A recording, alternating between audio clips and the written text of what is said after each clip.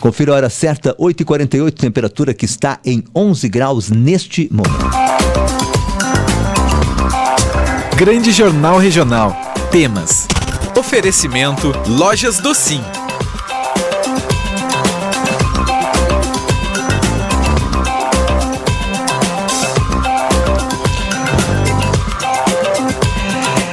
Para a Loja do Sim, você conhece, você confia na Júlio 46, no centro de Canela. Pois é, instituído desde 1989 pela Assembleia das Nações Unidas, o Dia Internacional para a Redução dos Desastres Naturais surgiu como forma de promover uma cultura global de consciência de risco e redução de catástrofes.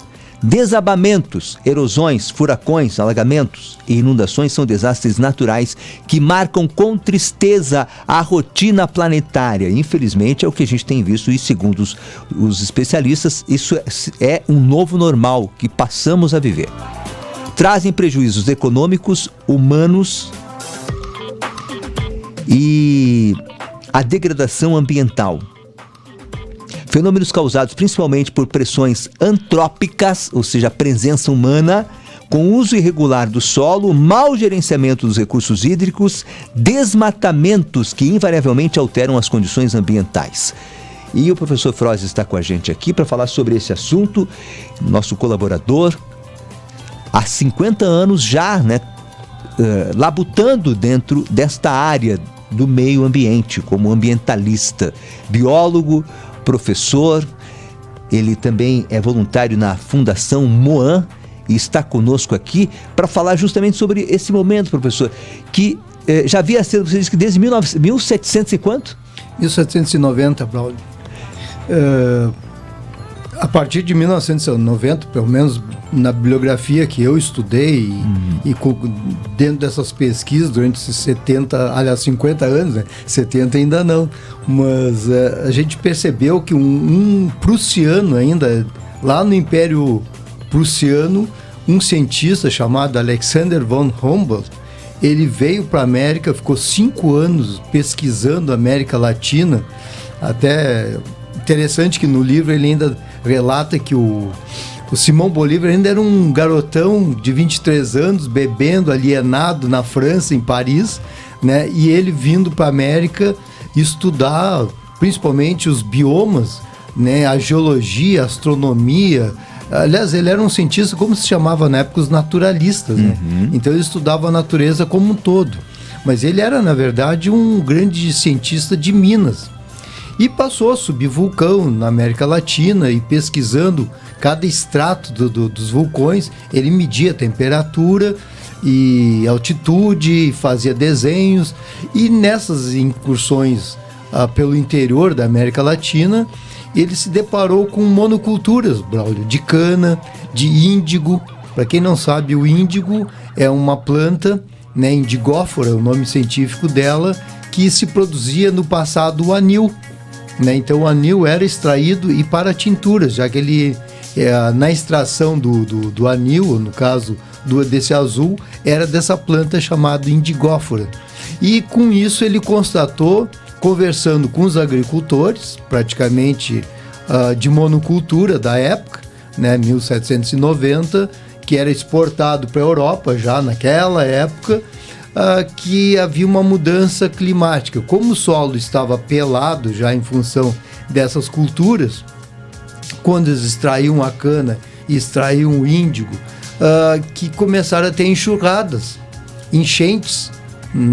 Então, olhem bem, 1790 é o relato desse cientista, que a ação antrópica, a ação do homem, modificando a paisagem, desmatando, tornando aquelas áreas de mato em campos produtivos, entre aspas, e que já estava gerando alterações na temperatura, que por sua vez gerava maiores chuvas, que por sua vez degradava os campos, no caso o solo, então começava a se tornar solos inférteis. Pô, Braulio, nós estamos no século XXI e nós estamos ouvindo essa história hoje. A Organização das Nações Unidas já preconizando isso desde antes da ECO 92, agora criou esse dia, né? Que para nossa reflexão, Então são objetos de reflexão do homem. E aí, Braulio, só para depois do, acho que último programa que nós fizemos aqui, falando um pouquinho sobre isso, eu saí daqui com as catástrofes antropogênicas. Antropos de homem e gênica de gênesis, que é a origem. Então, esse volume maior de chuvas, esse aquecimento que nós estamos provocando no planeta, está gerando aquilo que nós não queremos. Mas é um produto da nossa ação. Sim. Eu me dei trabalho ainda essa madrugada de procurar, Braulio. Só para ter uma ideia, nós somos 8 bilhões de seres humanos no planeta. Nós somos 1 bilhão 220 milhões de rebanho de gado. Nós temos 1 bilhão de suínos. Depois vem na casa dos milhões. 58,1 milhões de cães, 27 milhões de gatos, peixes 20,1 milhões e aves, pequenas aves, mamíferos, etc., 2,5 milhões. Todo ser humano, todo ser vivo gera calor. Se há trabalho, se há metabolismo, gera calor.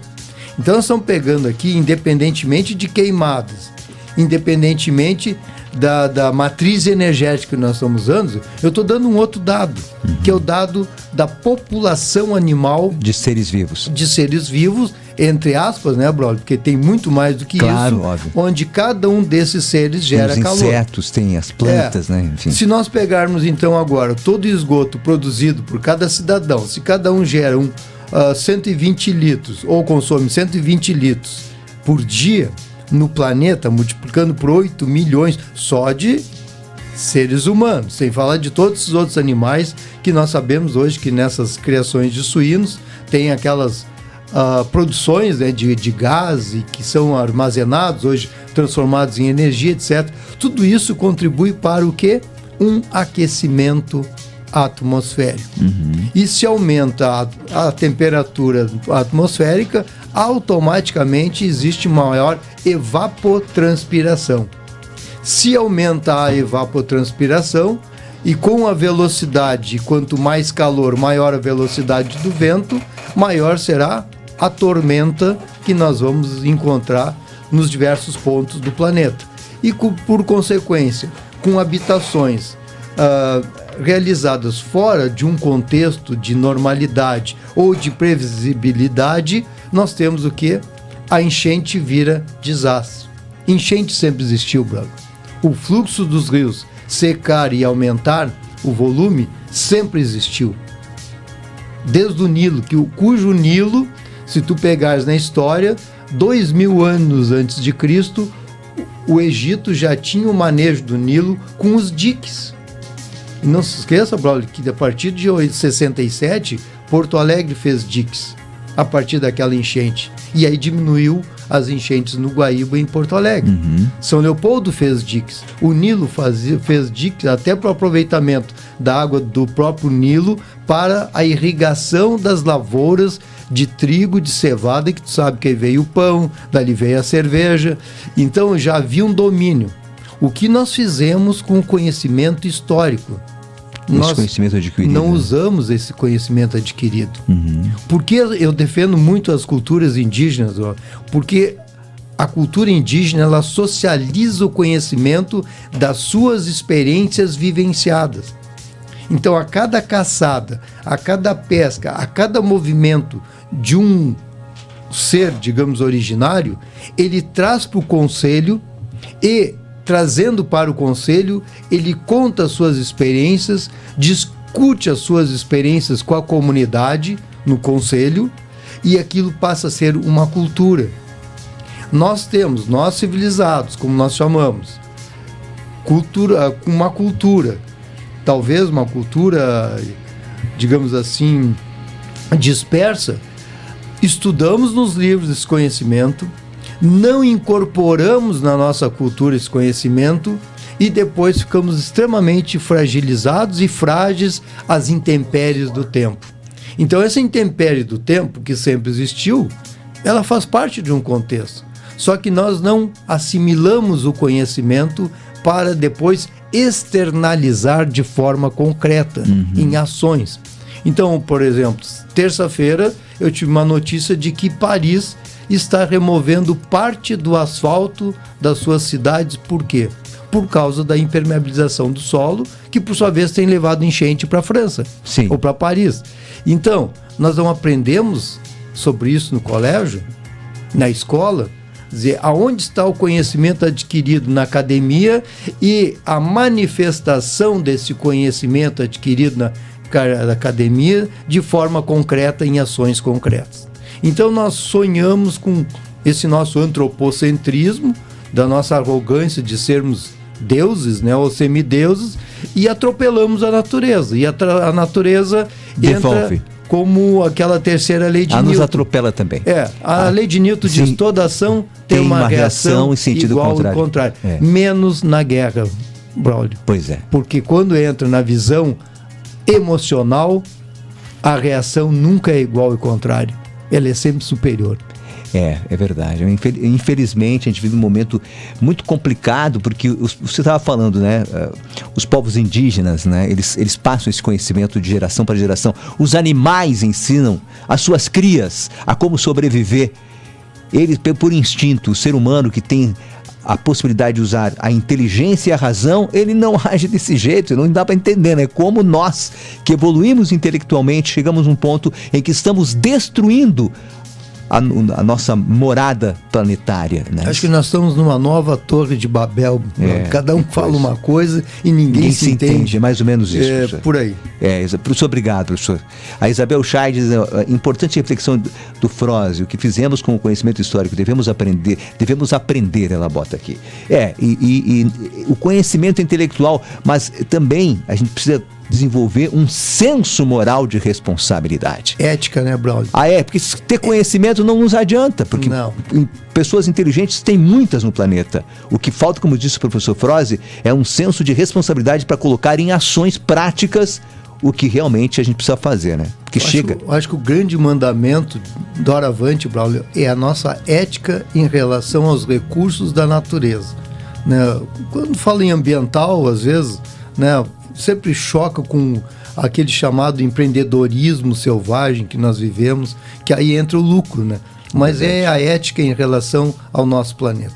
É o mínimo que nós temos que fazer. Professor Froese, obrigado pela sua participação. Eu vou encerrar aqui com o Davenas, que já está aqui aguardando, trazendo o banco de empregos da SIC. Davenas, pode falar. Pois bem, vagas disponíveis hoje, então, no banco de empregos da SIC. Tem doméstica, copeira, auxiliar de limpeza, operador de bilheteria, atendente, cozinheira, assistente de locação por temporada, monitor de atração cinema 4D, técnico de segurança, bilheteria, monitor de trenós, consultor de vendas, recepcionista de hotel e pousada, auxiliar de mecânico, garçom, garçonete, também vendedor e vendedora, vistoriador de locação, serviços gerais masculino, eletrotécnico, projetista, assistência de cobrança e contas a receber, analista financeira, auxiliar de manutenção de hotel e assessora comercial. São as vagas disponíveis então na SIC de hoje.